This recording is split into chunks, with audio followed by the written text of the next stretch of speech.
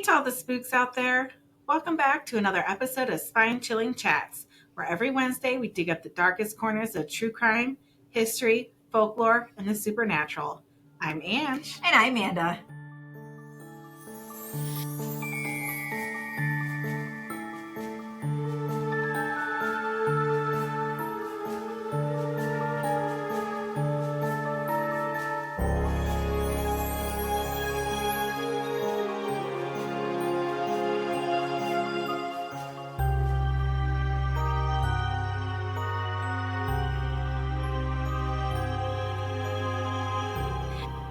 We're keeping it spooky in the Southwest all month long because July is all about Arizona here on Spine Chilling Chats.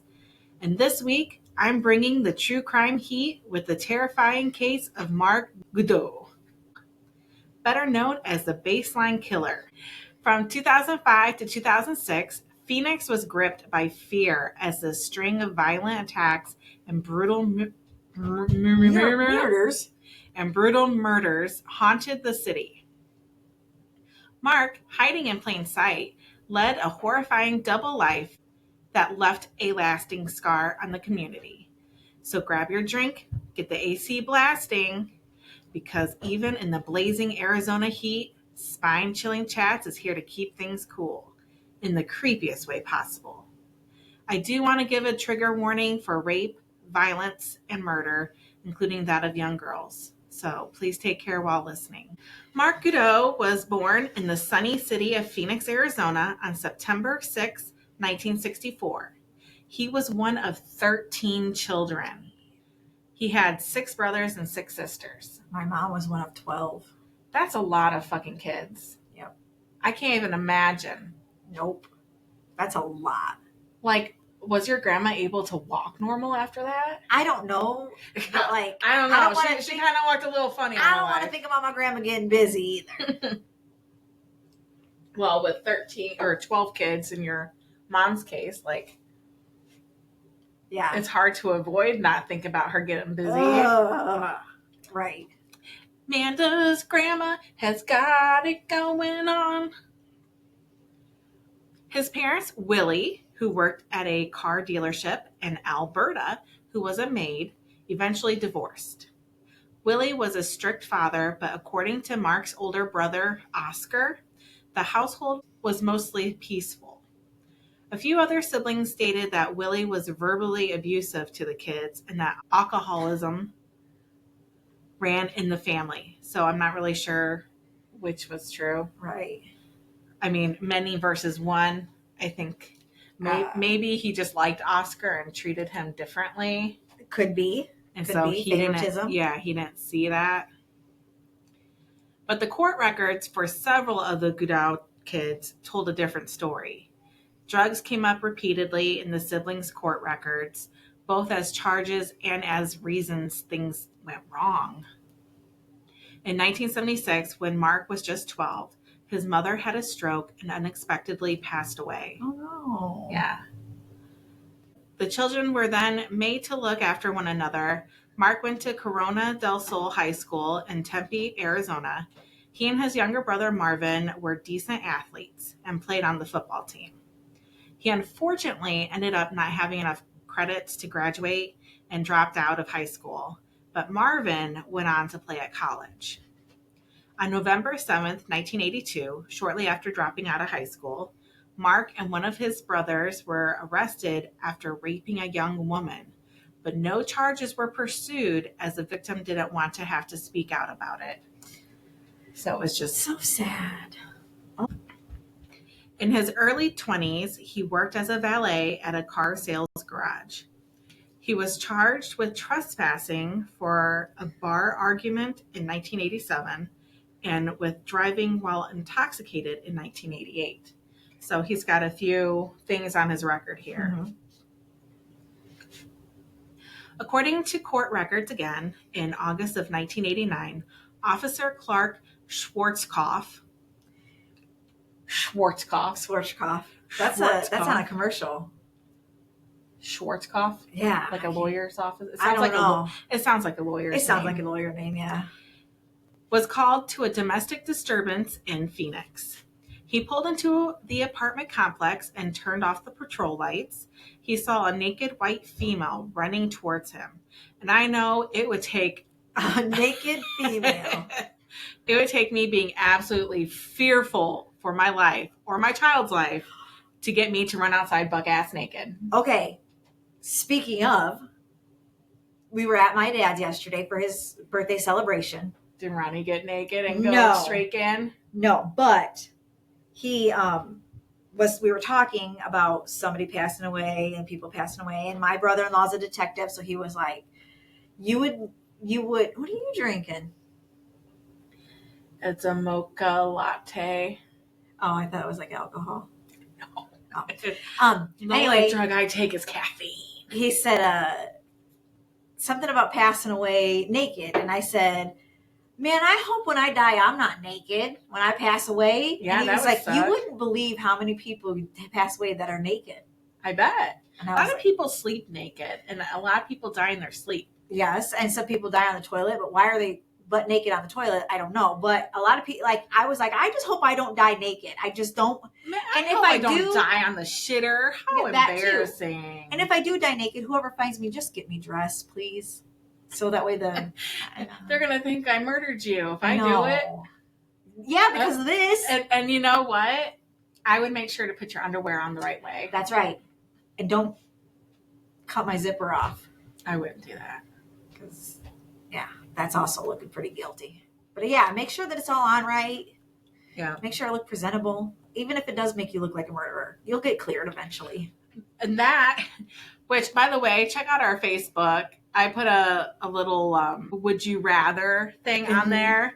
And it's, would you rather wake up in a graveyard with no memory of how you got there, or be the prime suspect in a murder that you didn't commit? And I said I would rather wake up in the graveyard because I don't think I could handle being interrogated.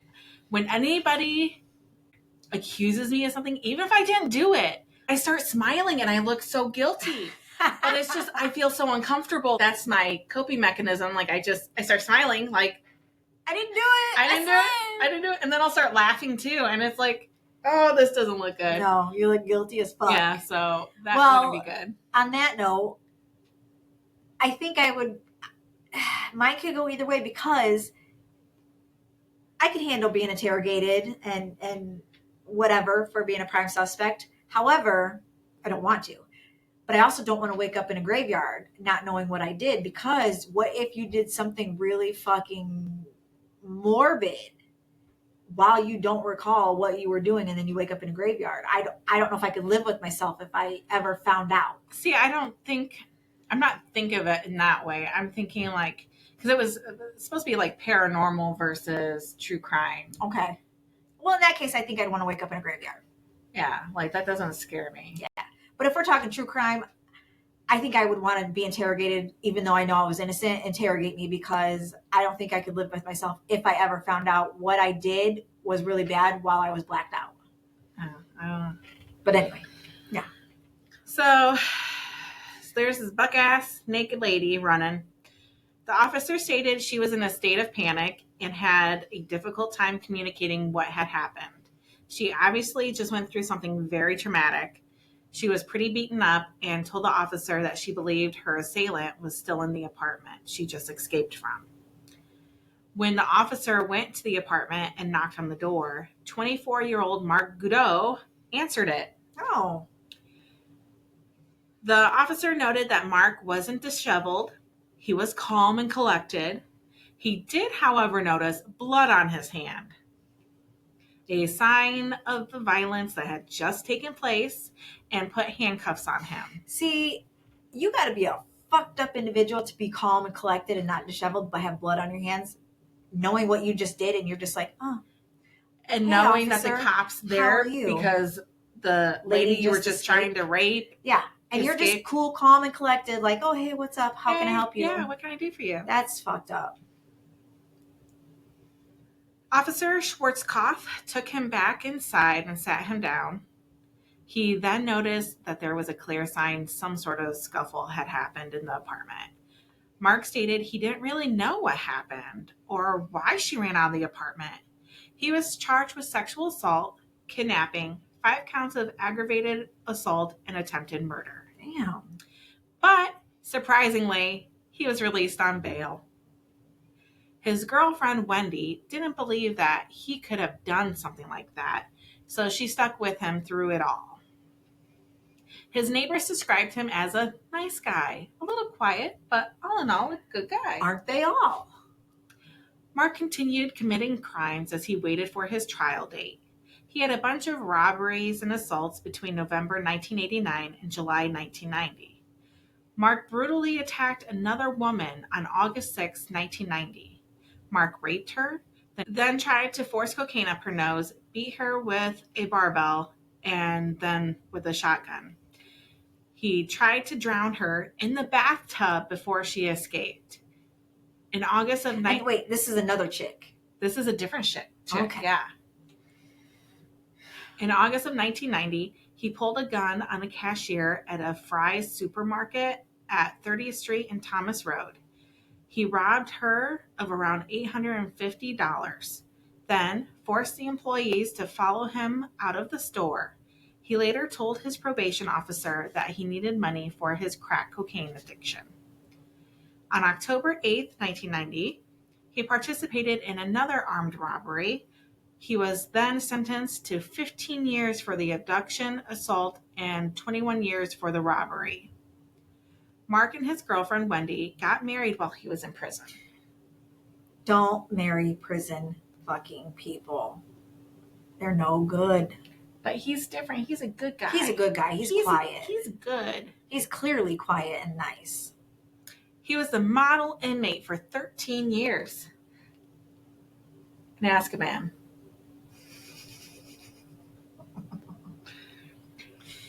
Before he was paroled in 2004 by the Arizona Executive Clemency Board. Friends and family had written letters of support to the Clemency Board. This is one of them. See, okay, so they're going to let him out on parole. I don't know if they did. I'm not there yet, so I don't know. But I'm just saying, he has a chance to go for parole.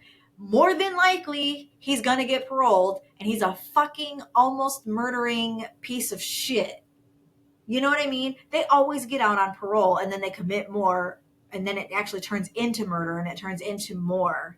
And it's like, why? He may have been a model citizen in the fucking pen, but that don't mean out in the real world where his thoughts get to him and he's thinking that I want to kill, Mm-hmm. that they're not going to take over. I just don't get it. It pisses me off. Anyway, sorry. I had to go on a rant there for a second. So this is one of the letters that his family wrote. Mark's transformation from a young, sad boy to a mature, remorseful, ambitious, and introspective man has been inspiring, one wrote. Although Mark could have fallen into the abyss of bitterness and anger, he has chosen to see the positive side of life and the many possibilities it offers. Mm. Mark told the Clemency Board that he had changed and hoped to work in the construction field. Board members said they had no reason not to take him at his word. He moved into a house not far away from Baseline Road, got a job with the construction company Select Builds. Though his neighbors all knew that he had served time in prison, he was so well liked that they could look past it. Are you fucking kidding me? They don't know exactly what he was in prison for, but they know he had been in prison. And if they don't know, I guess I can understand that. And they think, there are some people who don't commit, like they have traffic like tickets fraud, or something like that. Something innocent. I don't know how to word it. Not innocent, but like where there's not like a real victim. Violent, non-violent. Yeah. And they go to prison. And they're a really nice guy. I could see looking past that. 'Cause some of the nicest people have been to prison, and it's not anything violent or anything like that. So I guess I could get that. If they didn't know what happened, all right, you're clear this time. Just a year after being released, Mark started his shit again. It would earn him the original moniker of Baseline Rapist. On August 6, 2005, Mark forced two young women behind a church near Baseline Road by gunpoint as they were walking home from the park. The women happened to be sisters. The older sister was in her early 20s and actually 6 months pregnant at the time. The younger sister was in her late teens or early 20s. They didn't have like specific ages for them. He forced them into the bushes behind the church and made them strip naked before sexually assaulting both of them. Okay. Side note. Did he have a gun? Yeah, at gunpoint. Okay. All right. I must have. Yeah. Okay. Yeah, at gunpoint. But there's two of them and one of him. I'm sorry. If we're getting raped, you better run. And just leave me there and fucking run and get help. And I would try to fight him off. And then if I couldn't, I'd run and get help. I'm not going to just fucking stand there and be like, okay, go ahead and rape her. I don't care. Like, I don't know. I guess that's just my... I guess I'd have to be in the situation, but like, there's two of you and one of him. Yeah, but if he's got the gun pointed at you while he's like strangling, raping me. He's preoccupied. Boom! Yeah, but if... Boom! I don't know. I don't think I would risk it. You don't think so? No, it takes a second for him to pull that trigger. I would risk it. I wouldn't risk your life for that. No, if the gun's pointed at me and you're getting raped, I would totally try to get the gun out of the way. I wouldn't want you to. I know, but I would do that. But I wouldn't want you to. Because he's preoccupied. But what if he shoots you? He could be, boom, on accident anyway. Might as well take the chance.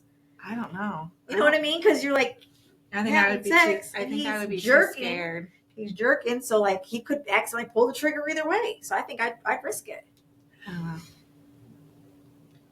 Pull out my karate skills. Karate.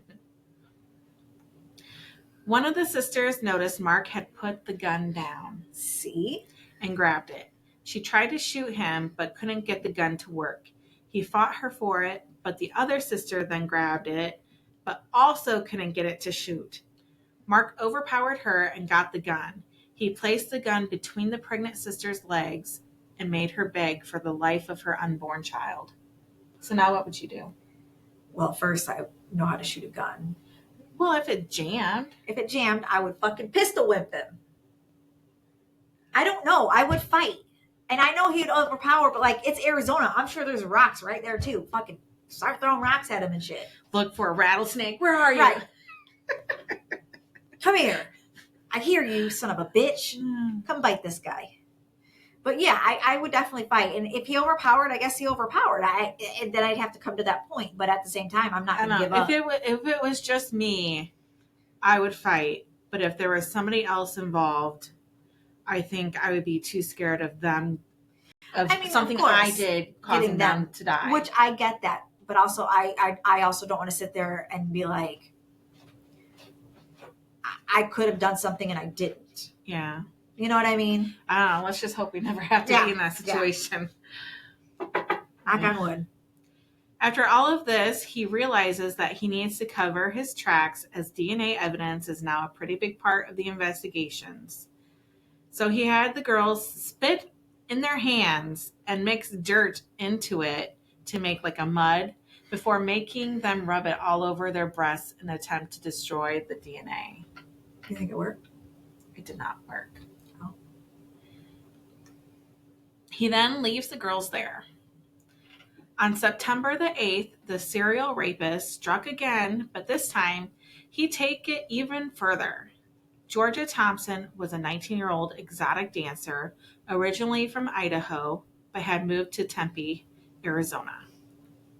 On September 8th, she and a friend went to Acme Roadhouse, which is just a fun bar in Tempe. Afterwards, she made the 10-mile drive to her apartment, which is still in Tempe, but never made it in safely. A neighbor heard a scream followed by a gunshot that sounded like fireworks or a backfiring car. The police were called to the area and found Georgia Thompson laying on the ground in the parking lot with her keys in her hand and shopping bags strewn on the ground. Her pants were unzipped and she had been shot in the head point blank. Nothing really came of it. There was a lot of crime in Phoenix, as it is the 5th largest city in the U.S., so there's tons of murders and crimes taking place all the time. But that was the very first of many more murders to come. I'm not looking forward to this. On November 3rd, 2005, a robbery occurred on North 32nd Street. A man with dreadlocks and a fisherman's hat walked into a shop and robbed it at gunpoint for $720. Less than 10 minutes later, he abducted a woman placing items in a parking lot donation receptacle across the street. He sexually assaulted her in her car and demanded she drive him to the corner because he just committed a robbery. Like, so you're not even bringing your own getaway vehicle. Like, be prepared, You're hoofing it and hoping you can borrow your victim's car. Be prepared. See what happens when you're ill-prepared? You fucking do dumb shit. The victim said he wore a Halloween costume and black plastic glasses. On November 7th, 2005, 3 separate robberies happened. A string of robberies occurred starting with 4 people at gunpoint inside Las Brasas, a Mexican restaurant. He then went next door to a Little Caesars pizza restaurant and robbed 3 people inside. Immediately before entering the pizza restaurant, he robbed 4 people outside on the street. He reportedly stole $463 and fired a round into the air as he fled. I hope it was worth it. $463. Bing, bing, bing, bing, bing. I hope he took a pizza at least. I was just going to say that. Get some crazy bread and make it worth your while. Tina Washington was a 39-year-old preschool teacher.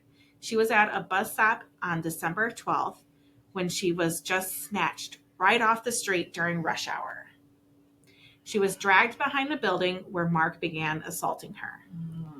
A witness spotted a man with a drawn gun standing over her body behind a fast food restaurant.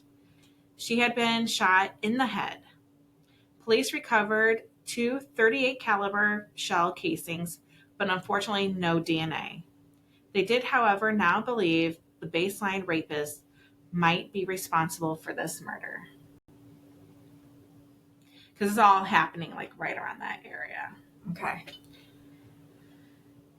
And that's the second one he's killed, right? Mm-hmm. Okay. In February 2006, 2 food vendors' bodies were discovered in the back of their truck. 38-year-old Romelia Vargas was a mother of 6, her youngest being 4-month-old twins. Mm-mm. She was just trying to make money to provide for her family, to make sure her babies had food, clothing, and somewhere to live. Myrna Palma Roman was a 34-year-old mother of 5. What's up with all these big families? I mean, I'm for it. I only want 1 kid. But, I mean, like, it's kind of rare to see that nowadays because most people that are having kids now are the ones that are, like, selfish. So they're only having 1 to 2 I don't know. kids. Because, like, okay, my sister's got 6 kids. Yeah, but she's older than us. I'm talking about this new generation. Uh-huh. They're only wanting 1 to 2 kids because they also come at me. I don't care. I have a backbone. They also don't want to work and they just want to do the minimal and get paid the most. You know what I mean? I don't think that's the reason at all. I think they're not wanting kids because, 1, it's fucking expensive. Well, yeah. And the way that the economy, like Robbie and I both work full time and we barely scrape by and we have 1 kid. That's what I'm saying. That's not what I'm saying. I mean, I understand what you're saying, but I just think this new generation's like more selfish. I think they just don't want to.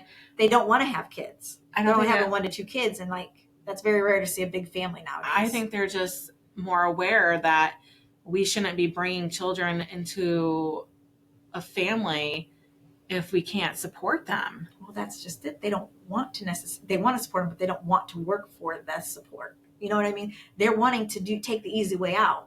I don't agree with that. You don't think I see these kids with Ezra's age. They're just like, oh, I don't want to, I'm not going to work. And a lot of these kids his age are living at home, not working with no kids, and they're 20. But because they their parents enabling them. Yes, and not but at being the same like, time, the go children get out. The children are not having kids and not wanting to work, is what I'm saying. So they're not going to have big families. I don't know. I see a lot of young people that have kids. Thankfully, my kid works. He doesn't have any kids, but he works his ass off, and I'm very thankful for that. But I just think the new generation Does he pay rent? No, but he does. If I need any money or I need help with the groceries or any bills, he will give me money, and that's fine. If he moves out and then moves back in, then I'd make him pay rent. But he hasn't technically moved out yet, so. But I'm just saying, yes, the parents are enabling the kids to be this way, and that therefore that's why you don't see big families, is because these kids are so selfish because their parents are letting them be that way. So they only want one kid because they don't want to work. I don't know. I think there's still a lot of there is people having kids, and a lot of people having multiple kids with different people. Oh, I think that's the bigger issue at hand. There's that too. But I just don't see this new generation. These people are not having a lot of kids. Very few. I do know a few that have 3 kids or 4, but these kids nowadays I've only seen 1 to 2 kids. That's just what they want. So, and good for them. I only have 1 kid. I'm okay with it. Mm-hmm. It's just weird to see all these people. 6 kids. 12 kids, 12 kids. Yeah, 13 kids. It's just rare to see. Well, they definitely don't have like the 12 and 13 as much now. No. But that was more in the times where you needed the children to help you out on the farm, to help it was free labor. You needed kids to help on the farm, and then when they got old enough and you had another one, they took care of those the baby, kids. Yeah. And then you're just like, well, I kind of want another baby, and I know they'll take care of it, so let me just have one. Yeah. And they'll take care of it. So, yeah, I get it. So the 2 women were happy, smiley people who enjoyed doing what they did. When they failed to open up their truck, do you remember when we were going to open up a mac and cheese truck? No, we were? Yeah, we were going to get a food truck. When was this? Jog my memory. Oh, man. Was it Lowe's? Yeah, I think so. Yeah, it had to be Lowe's. It had to have been while we were at Lowe's, yeah. I remember a food truck. I didn't remember it was mac and cheese. I thought it was mac and cheese. And but I remember you could dress it up how you want. Yeah, I remember a food truck for sure. Why didn't we do that? I think we even looked on Craigslist for food trucks. We should have done food trucks. I like doing the podcast too, but that food truck would be kind of cool. It would be cool, but that's a lot of work. I don't know. I mean, this is a lot of work. We wouldn't have. But it's not a physical work. It's not a year-round thing, because in this wintertime, you really want to open up your food truck. Well, that's the thing. If you're really into it, you travel to get different festivals and stuff. And then you make enough money for the whole year where you could close for wintertime. Maybe. But yeah. I don't think I would want to, but I'd want to stay open at the same time. Just because people like mac and cheese. So, who doesn't? Mm-hmm. So, it would be popular in the wintertime, but it's cold. But anyway. But what better time to have mac and cheese when it's warm and gooey? I do remember a food truck for sure. Yeah. I just don't remember what we were going to make. We're always scheming for something. To do something. When they failed to open up their truck, waiting customers began to worry. A worker from a nearby dairy was the first one to investigate. He went around and opened the truck to find the 2 women bleeding to death. When the police showed up, the man exited the truck covered in blood from attempting to do CPR on them. The 2 women had been shot and made to look as though they had been sexually assaulted. So they weren't? But they weren't. Okay. That's new. Police noticed a pattern with the baseline killer. A lot of the women had their pants unzipped and pulled down just a little to look like they had been sexually assaulted. But when they actually did the forensics, they found out that they hadn't been sexually assaulted. Oh, okay. So he wasn't able to commit the act he originally thought he was going to do, which is strange. So I don't know if he just couldn't get it up or there was some reason why Good. he wasn't raping them anymore. I hope it's because he was limp dick. Yeah, maybe Good for them. he just couldn't do it. Making get him it up. limp dick. Yeah. Good. But him not leaving any DNA was making it extremely difficult for Phoenix police to figure out who the baseline killer was.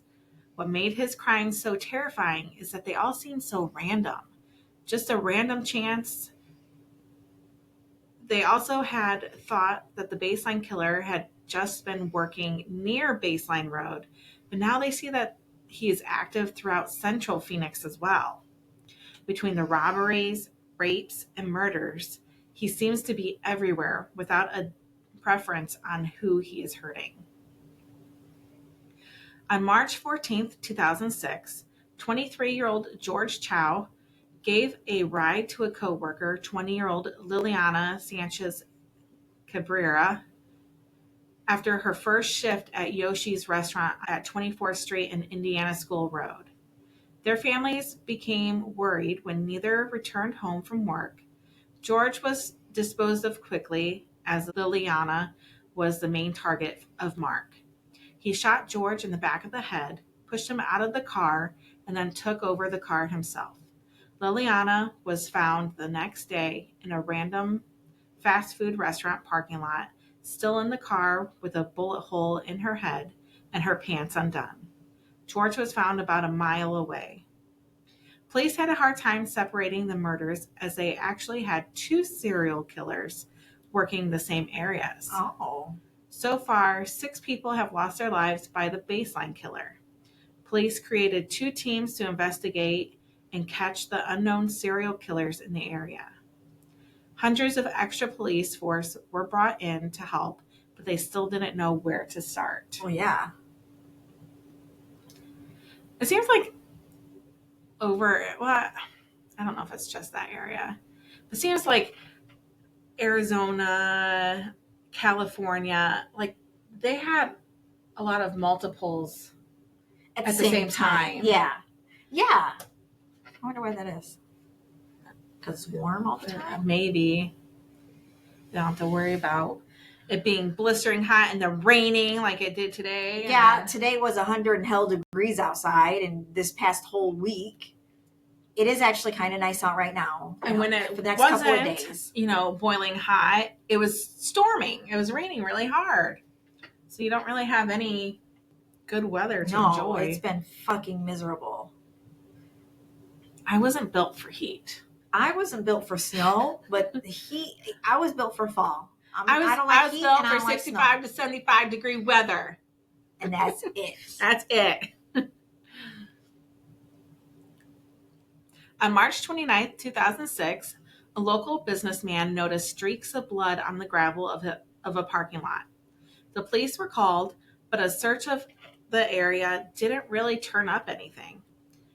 A week later, the businessman discovered the badly decomposed body of Kristen Nicole Gibbons as he was investigating a horrible odor in the area. She had been shot in the head with a .38 caliber, like all the other victims. I wonder why they didn't find her for, it's been a week. A week? Yeah, from when he noticed the blood and they looked. Oh. So they noticed the blood but still didn't find her for a week? Yeah, he noticed streaks of blood and then the police came, searched, but didn't find anything.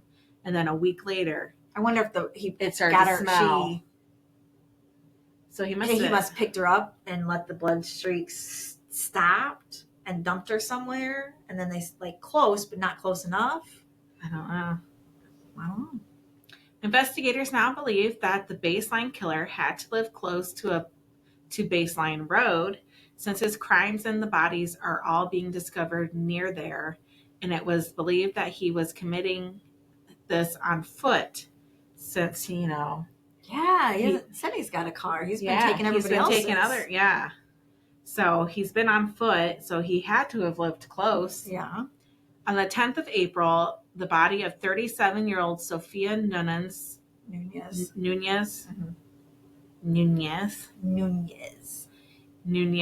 was discovered in her home by her 8-year-old son. Oh, no. Her son had been waiting to be picked up from school, but she never came. So he ended up just walking home. My heart. He came in through the garage and heard water running in the bathroom and assumed his mom was taking a shower. So he waited for a little while for her to finish, but noticed water was seeping out underneath the door. So he went into the bathroom and found his mother in the bathtub half naked. She had a bullet hole under her eye, and her eye was still open. Oh.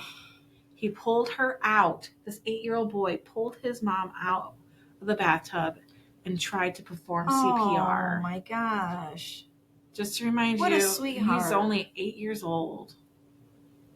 He called the police, but she was already gone.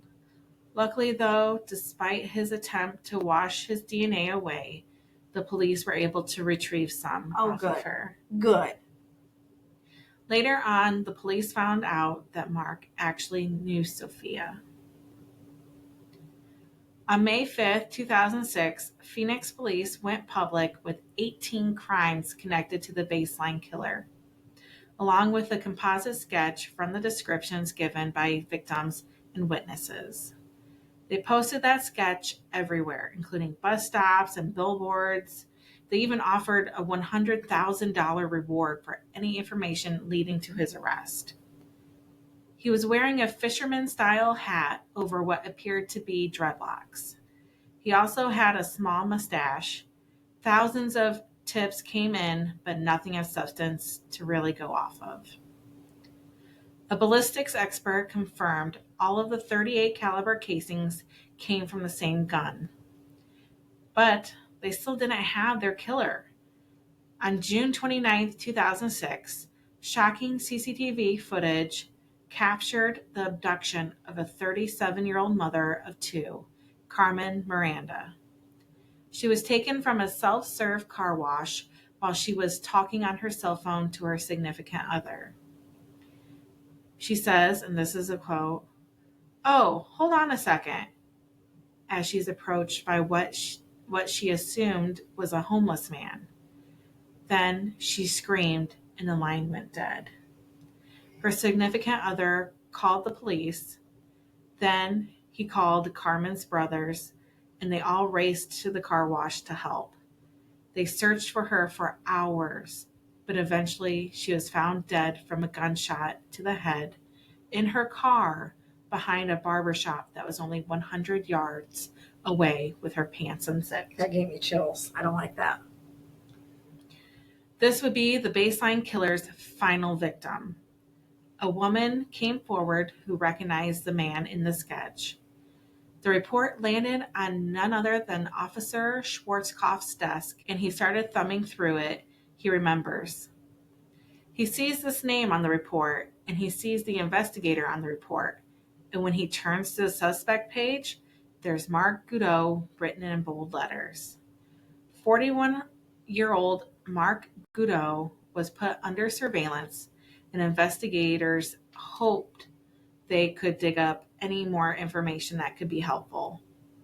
But the breakthrough would come from poor quality DNA evidence from the two sisters who had been raped by Mark Goudeau. Their small lab didn't get good results from the degraded sample that had been mixed with mud and rubbed on the sisters' bodies. But after sending the sample to a bigger, more sophisticated lab, it came back as a match. Good. On September 6, 2006, Mark Goudeau was arrested, and his house was then searched for any evidence that could link him to the other crimes. They found shoes that had blood on the soles. The blood ended up matching that of George Chow, who had been murdered in March, and Kristen Gibbons, who was murdered 2 weeks after. They did a second search of his property a month after his arrest in October and discovered another key piece of evidence that ended up tying him to the murder of preschool teacher Tina Washington. They found Tina's ring that had the inscription, "We love Mom," on it. Oh. What a fucker for taking that. Right. Mark's wife, Wendy Carr, told the Associated Press that police arrested the wrong man. This is a quote. "My husband is innocent," Carr reportedly said in a telephone interview. This is a huge miscarriage of justice, and they have an innocent man in prison. This is all a mistake. He shouldn't be in prison for something he didn't do. She's crazy. Right. Right. And she still thinks that he didn't do it, and all the evidence point to him. Mark is described as a loving husband, an exceptionally friendly neighbor who took meticulous care of his lawn. Friends and family deny any possibility that Mark could be the baseline killer, saying he was framed by Phoenix police who were desperate for a suspect. DNA doesn't lie. No. They went ahead and prosecuted him for the sexual assault of the two. Sorry, that reminded me of a lame joke. This guy, I can't. You have to read the whole thing, but it's along the lines of the doctor came in and said we couldn't test your DNA because it's backwards or jumbled up, and the guy said and. It was so lame, but it just reminded me because you're like, DNA doesn't lie, and I was like, and? Mike didn't get it at first. He was like, what? I was like, DNA, A and D. He must not be as quick as me. It was funny though. They went ahead and prosecuted him for the sexual assault on the two sisters, and he went to trial for that. They did that so they could keep compiling more and more evidence to build their case. So there was no chance. Because the other ones are dead. Right. And they have to wait. Yeah, and they can't talk. Obviously. I don't know why I said that. No, because you wanted to. Yeah. During the trial, the two sisters gave testimony that Goudeau suddenly approached them with a gun in his hand. They were forced into nearby bushes and told to remove their clothing. The victim said Goudeau sexually assaulted the younger sister as he pointed his gun at the other sister's pregnant abdomen. Prosecutors said Goudeau warned the women not to look at his face during the assault. They also stated that he rubbed dirt on one of the women to remove saliva traces and wore a condom during the sexual assault on one of the sisters. In September of 2007, he maintained his innocence, but was found guilty on all charges and sentenced to 438 years in prison. Good. Which I don't really understand why they didn't just say life, because no one's going to be living 438 years. No. The police got another piece to the puzzle after Sophia Nunez's daughter saw Mark Goudeau's picture on the news after he had been arrested. Sophia was the one that's 8-year-old son. Oh, yeah. Found her in the bathtub. While his sister recognized Mark as one of her mother's friends, police then looked at the phone records and found that Sophia and Mark were indeed friends and spoke on the phone often. Isn't that shit? Yeah, like, okay, you're going to kill people, whatever, not cool, but to kill your friend, even not cooler. Like, don't kill your friend. No, there's plenty of strangers out there to kill. Right. I don't condone that either, but not cool, dude, not cool. Especially when she's got kids. Right. Police then matched the bullet. Have I said he's a piece of shit? A few times. Because he's a piece of shit. Police then matched the bullet, got the DNA, and confirmed that Mark was the person who killed not only Sophia, but the other victims. It was finally able to tie the ballistics to the DNA to Mark Goudeau. Then they started the next batch of indictments. Police recommended that prosecutors charge Goudeau with 74 crimes, including 9 counts of first-degree murder, 5 counts of sexual assault, 3 counts of attempted sexual assault, 10 counts of kidnapping, 12 counts of armed robbery, 4 counts of attempted armed robbery, 3 counts of sexual abuse, 9 counts of sexual conduct with a minor, 13 counts of aggravated assault, and 3 counts of indecent exposure. Oh, like anybody wants to see a fucking ugly ass dick. He still, however, would not plead guilty. at this next trial in April of 2011. They split the cases into 13 chapters, each one focused on a crime scene or a murder. On Halloween of 2011, Mark Goudeau was found guilty of 67 crimes, including all 9 murder charges.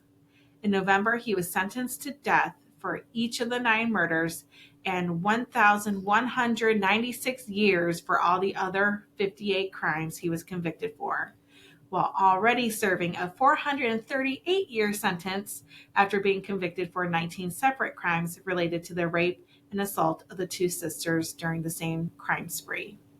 His sentence totals 1,634 years. With 9 death sentences? With nine death sentences. Oh my. He is currently on death row, awaiting execution. Mark Goudeau's case stands out not only for its brutality, but for the many warning signs that were overlooked long before his crimes reached their peak.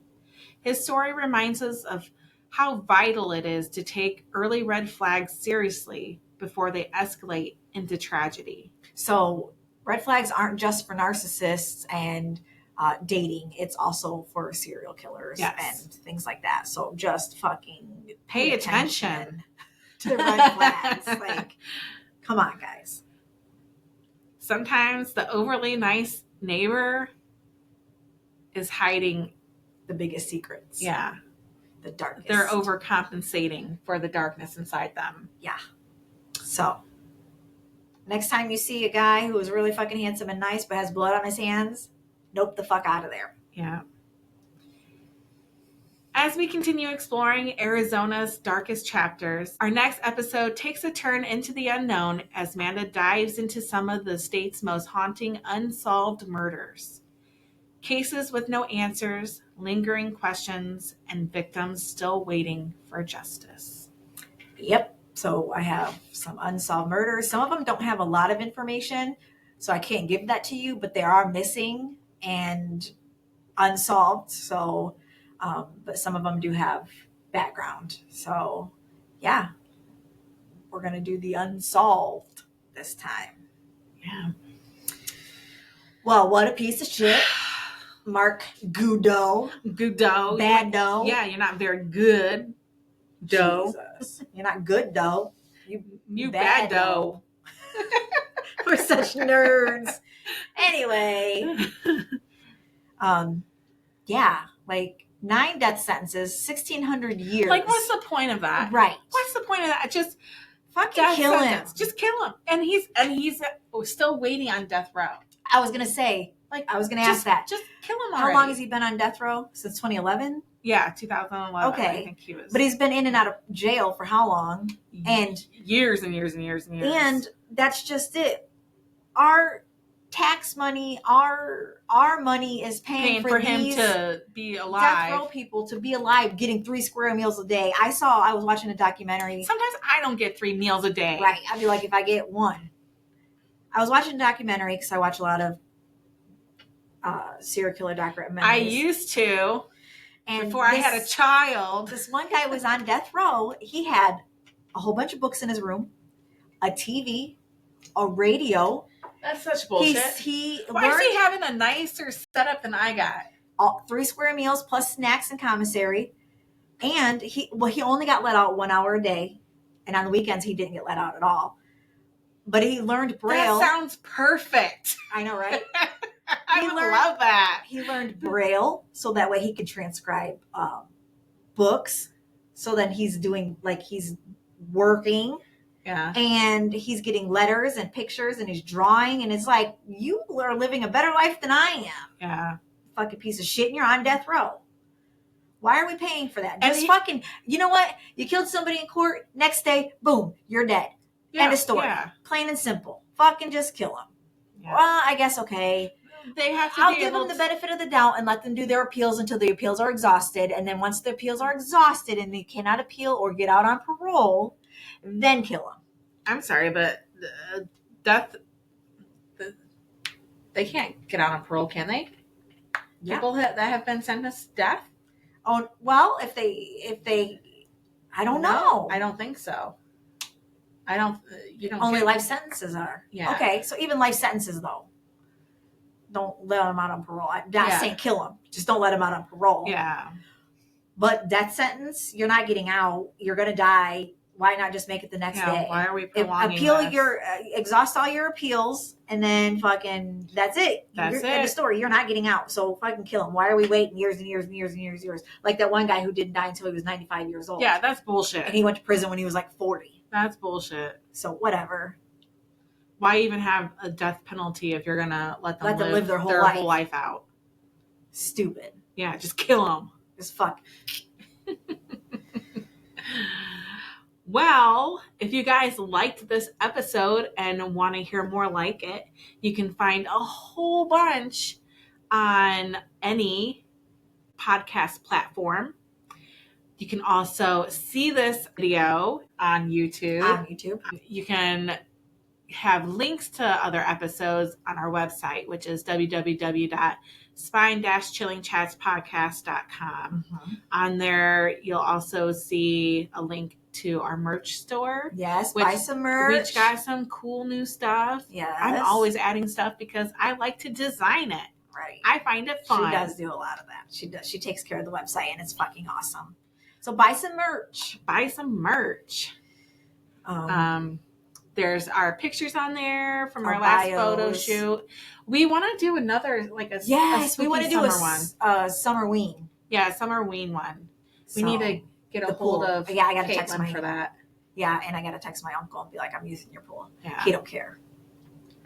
They don't care. Check us out on TikTok, Facebook, Instagram. Platforms. I think that's it. Yeah. Let us know if you have any stories that you want to share, if you found any glitches in the Matrix, if there are any. I always say it. You say it. Yeah. You say it. Why are you? I don't like that. Why are we backwards? Just say it. No. I'm not going to say it. Sasquatch fucking. Fairy fucking. And you can submit them on our website or Facebook or anywhere really. Or you can email them directly to us at spinechillingchatspodcast@gmail.com. And there is no hyphen in that one. No. So, yeah. Let us know. We also are doing a spooky summer story contest. Mm-hmm. So please email us your spookiest story, around 500 words, but it can be, because we ain't got all day to read. We're not gonna lie. Yeah. I mean, we want to read it and it's fun. Don't get us wrong, but like, if we're gonna get a lot of entries, we ain't got all day to read. We got lives, kinda. But it can be sorta. a true spooky story that's happened to you. It can be something that you made up in your head, if your head be fucked up in a way. A story someone told you, like anything. Yeah, just something spooky to tell around a campfire. We want to hear it. Yeah, and we want to tell the story. Yeah, if you allow us, we'll ask permission first. And whoever wins the contest will read it in one of the episodes. Mm-hmm. We'll blast your name all over our social medias, Mm-hmm. and you'll get to be known as the summer spooky ghoul of 2025. Yes. So that's pretty cool. And I hope you checked out our bonus episode with Dave. Yeah, my friend Dave. Fucking Dave. Not telling Angela for 20 years. 20 years. That's so messed up. I'm still upset about that.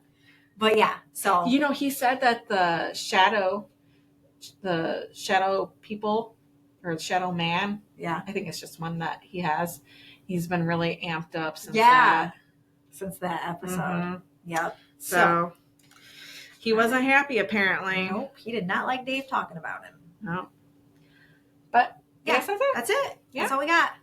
Well, we hope you like this. We hope you come back. And most of all, we hope you keep it spooky. Bye, guys. Bye.